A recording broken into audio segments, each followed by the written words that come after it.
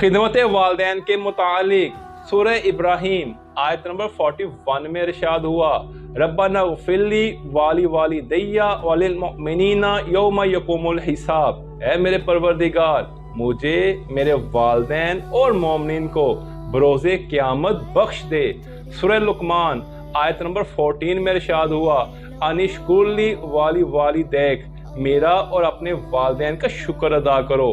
तौरात में है, अपने वालदैन से डरता रह। कुरान मजीद में सूरतुल बकरा आयत नंबर 83, सूरतुन निसा आयत नंबर 36, सूरतुल इनआम आयत नंबर 151, सूरह बनी इसराइल आयत नंबर 23 में वालदैन के हकूक को तौहीद के साथ बयान किया गया है, यानी वालदैन से नेकी करना तौहीद के बाद वाजिबात व फराइज में इस कदर अहम है। हदीस मुबारका है, एक फरिश्ता दुआ करता है कि या अल्लाह, वालदैन के साथ नेकी करने वालों को आफात व बुलियात से महफूज रखना।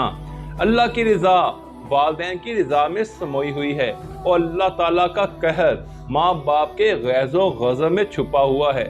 जो कोई इस हालत में सुबह करे कि उसके वालदैन उससे राज़ी हों तो उसके लिए बहिश्त के दरवाजे खोल दिए जाते हैं। वालदैन के साथ नेकी और एहसान करना अफजल इबादत है। वालदैन से नेकी बदनसीबी को खुश नसीबी में बदल देती है, उम्र में इजाफा करती है और बुरी अमवाज से बचाती है।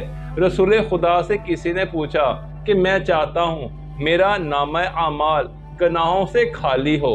ये सुनकर आपने फरमाया कि अपने वालदैन से नेकी करो। एक शख्स ने रसूल खुदा से अर्ज की कि मेरे वालदैन बहुत बूढ़े हैं, वो मेरे साथ बहुत उन्स रखते हैं और मेरे बाहर जाने को पसंद नहीं करते।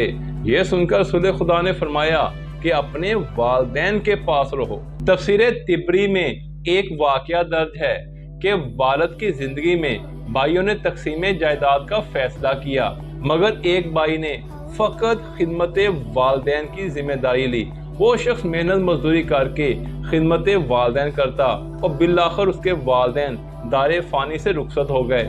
उस शख्स को बशारत हुई कि फलां चट्टान के नीचे दीनार उठा लो, उसमें बरकत है। उसने जब उस दीनार से मछली खरीदी तो उसमें से एक कीमती हीरा निकला, जिससे वो शख्स रातों रात अमीर हो गया।